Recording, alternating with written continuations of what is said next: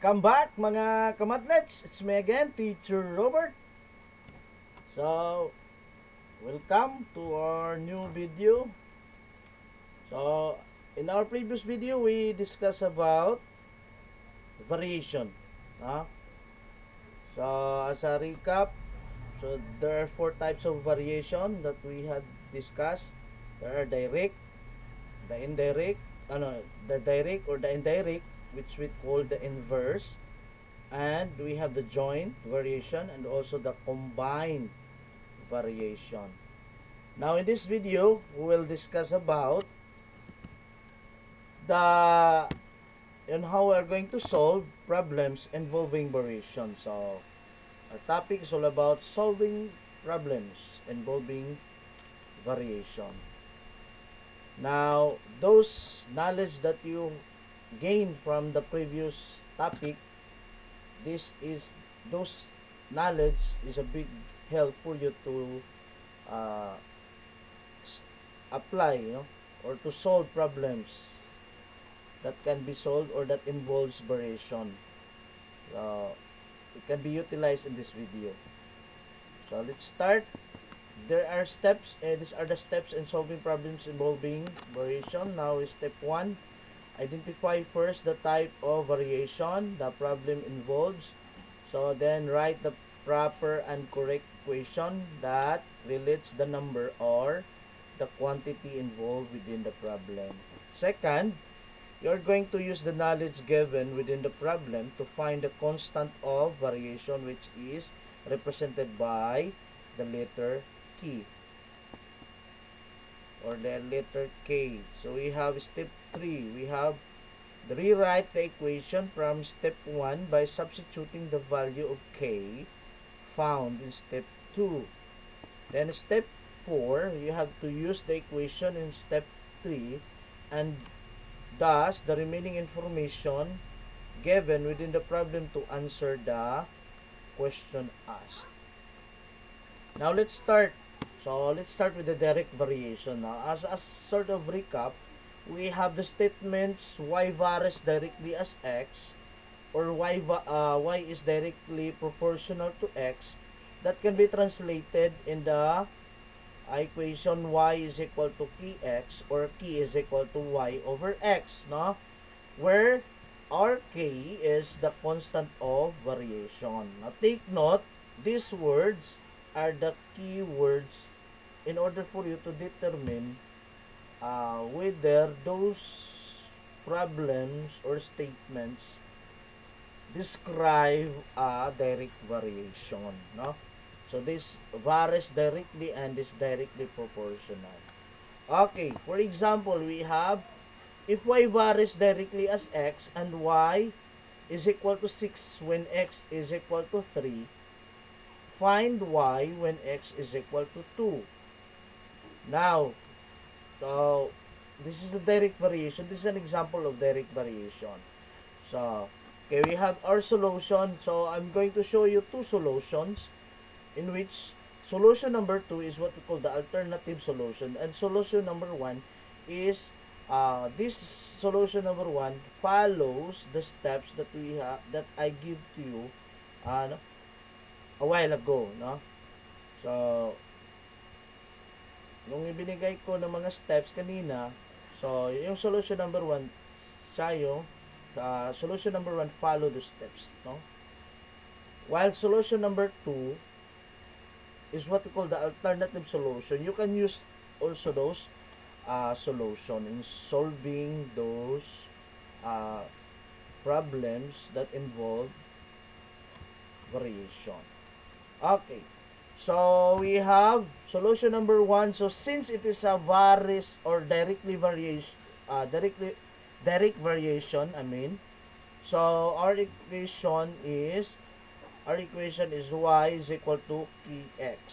Since it involves two variable, which is y and x, take note, you have to kailangan malaman kung ano yung ginagamit na variable. So what kind or what variables are involved in that statement. So in this statement, in this problem, we have two variables involved. We have y and x. Okay? So therefore, the equation will be y is equal to kx. Now, or k is equal to y over x, no? Now, first thing to do is to find or to substitute this given information to our equation, which is since value sa y or the variable y and x, so we are going to substitute this value in order to find the constant or the k, no? So we have 6 3 6 3, y is 6 and x is 3. Sir, bakit 6 yung at saka 3 yung pinili, no? So siguro yun ang tanong.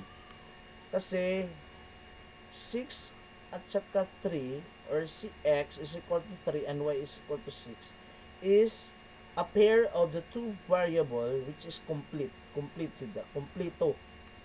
So kompleto. So pair of variable that is complete. So hindi natin pwede gamitin si 2 kasi yung kapartner niya si y wala pa, unknown, still unknown. So ang partner nito ay yung value ni y. Yun yung hahanapin natin, no? So we have, so first we have to substitute the 6 and 3 in order to find the constant. Now we have 6 is equal to k times 3 or 3k.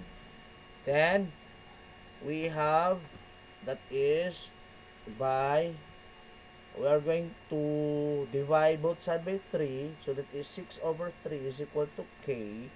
So that is 2 is equal to k, or k is equal to 2. So the constant of variation is equal to 2. Now we have already our constant of variation. Now we can substitute that constant of variation or the value of k to our equation, which is y is equal to kx. Now in order to find the equation of variation. Now equation of variation. Now this is our equation. Now after substituting the value of k, so that equation will be known as the equation of variation. Okay? Now, the equation of our variation is equal to y is equal to 2x. Y is equal to 2x. Bakit y is equal to 2x? Because we substituted 2 to k. Sinubstitute natin si 2 kay k. So, that makes y is equal to 2x. Now, this equation of variation will be used to find the value of y, no? Or to find the value of any variable, missing variable in this problem, no? Y is equal to 2x. Now, we're going to solve y. We have to solving y when x is equal to 2. We're going to find the value of y when x is equal to 2 using this equation of variation. Now, substitute the value of 2, which is, or the value of x, which is 2. Now, that makes y is equal to 2 times 2. So, y is equal to 4. So, therefore, y is equal to 4 when x is equal to 2. Correct? Okay. So, the partner of 2 is 4. So, y is equal to 4 when x is 2. So, same as x is equal to 2 when y is 4. Okay? Now, let's move on to solution number 2. Just what I've said, it is what we call the alternative solution. So, but still, you can use the solution. This kind of solution. Now, take note that the constant of variation is a part of our equation which remain unchanged. Ibig sabihin, hindi siya nagbabago. Yung value niya ay hindi nagbabago as is. No? So ibig sabihin, lahat ng pair of variable or the relationship between the two variable are constant, same. So ibig sabihin, kahit anong pares ng mga number, yung constant niya ay pare-pareho. Okay? So, gagamitin natin yan. So, we have y sub 1 because we have two pairs of x and y. Am I correct? So, we have y x at meron pang isang y, tapos x. So we are going to determine the y sub 1. That means the first y. Okay? So y sub 1, y sub 2, then x sub 1, x sub 2. Ibig sabihin niyan, first x or first y, second y, third y. Ibig sabihin niyang numero na subset o subscript. That is what we call subscript. Now, ibig sabihin niyan, yung number or ona, no? O sabihin na ordinal. We have the order, no? We have y sub 1 or the first y, then the second y, first x, second x. Okay? So y sub 1 is equal to 6. So kasi yung unang binigay na y is 6, di ba? Tapos yung pangalawang y, yun yung hahanapin natin. O ha? So unknown. Unknown. Then si x sub 1, yung kapartner ni y sub 1 is 3. Then si x sub 2 is 2. Kuha. So kanina sinabi ko na constant of the equation are remain unchanged. Constant nga ang tawag, no?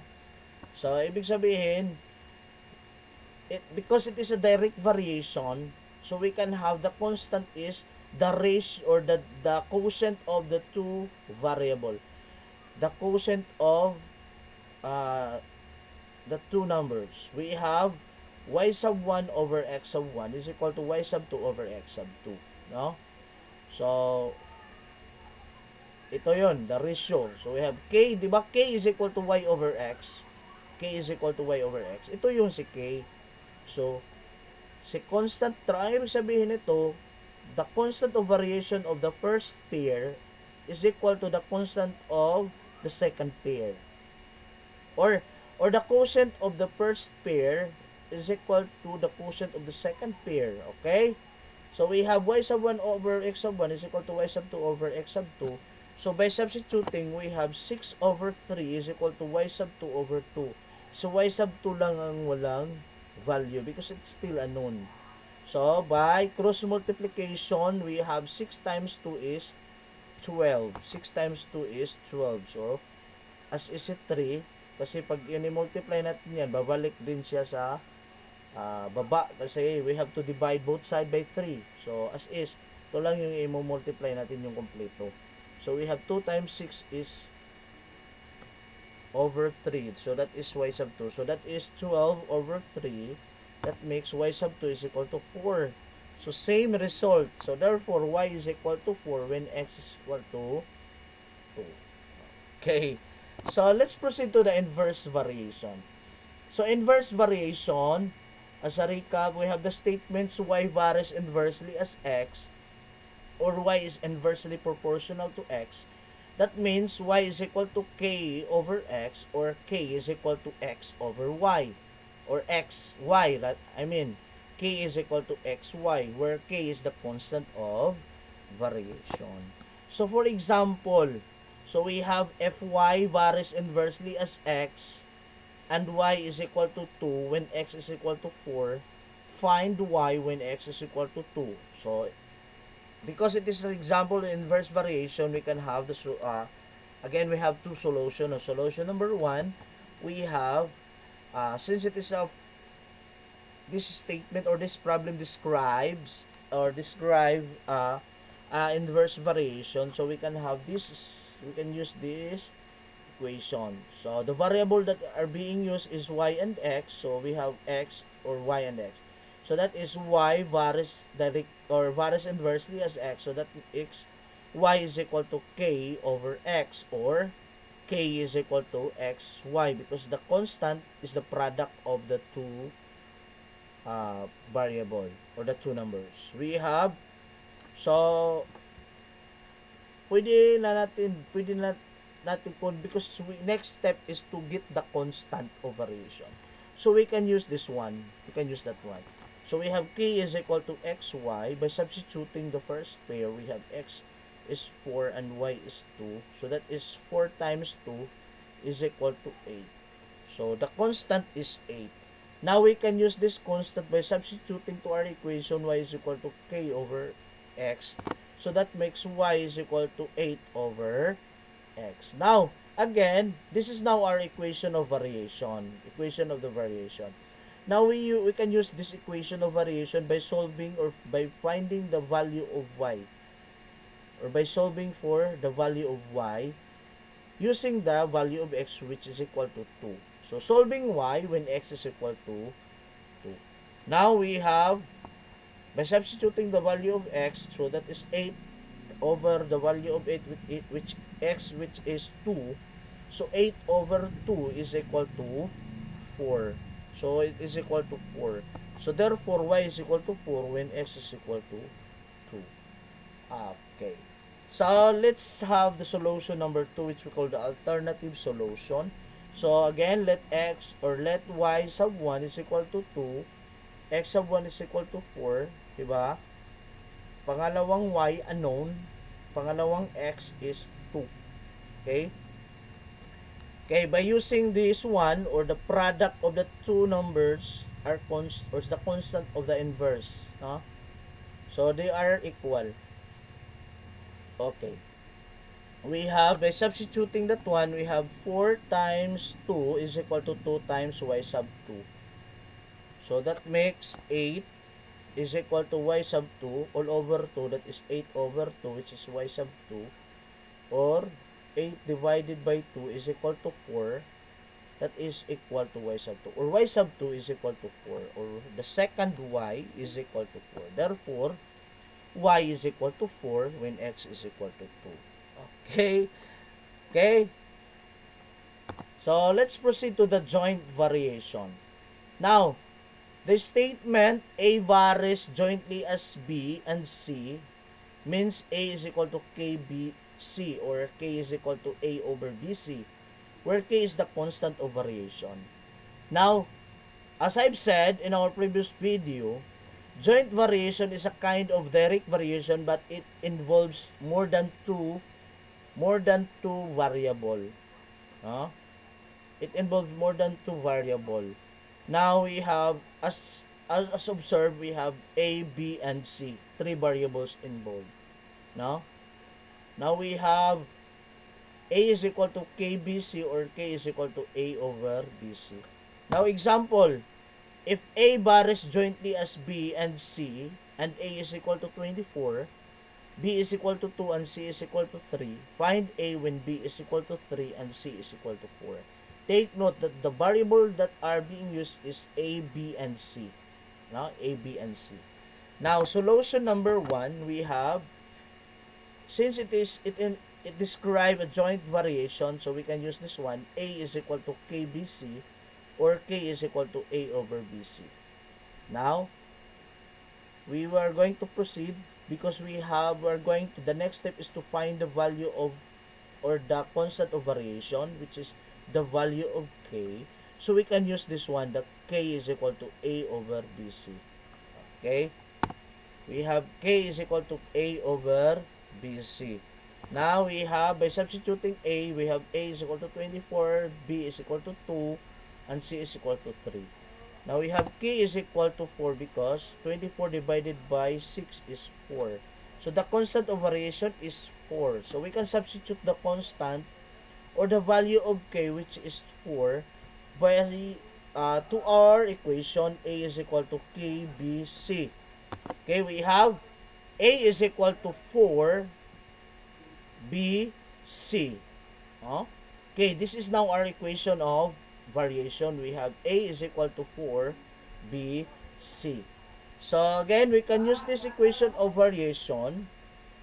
We can use the equation of variation. Okay, this is our equation of variation. Now we have A is equal to 4 BC. We can use this one.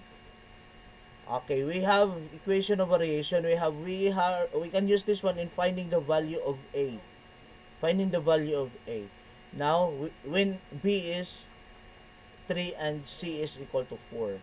Okay, by substituting that one, we have A is equal to 4 times the value of B, which is 3, and the value of C, which is 4. So that makes 4 times 3 times 4. So our A will equal to 42. 48, I mean. 48. So therefore, A is equal to 48 when B is equal to 3 and C is equal to 4.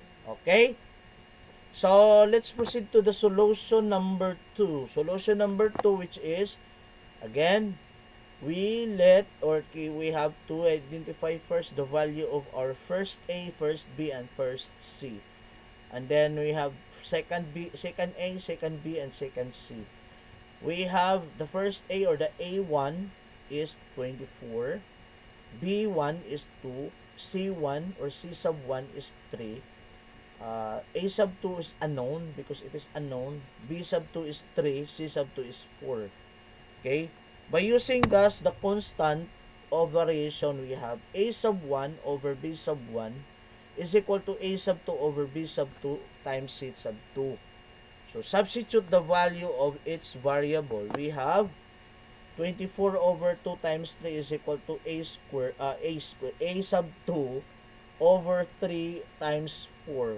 So that makes, so cross multiply, so that is 24 times 3 times 4 over 2 times 3. So that makes 284 over 6. Now our A2 will equal to 48. So therefore, again, A is equal to 48 when B is 3 and C is equal to 4. Okay? Next is the combined variation. Combined variation is this, again, the statement that uses Z varies, or this word varies directly and inversely. Again, combined variation is the combination of direct and inverse variation. It is the combination. It is a combination of direct, joint, and it is the combination of the other variation. Okay. The statement Z varies directly as X and inversely as Y, which means Z is equal to KX over Y, or K is equal to YZ over X. Now, where K is the constant of variation. Okay. For example, so if Z varies directly as X and inversely as Y, and Z is equal to 9 when X is equal to 6 and Y is equal to 2. Okay. Find Z when X is equal to 8 and Y is equal to 12. So the unknown is Z. Z. Okay.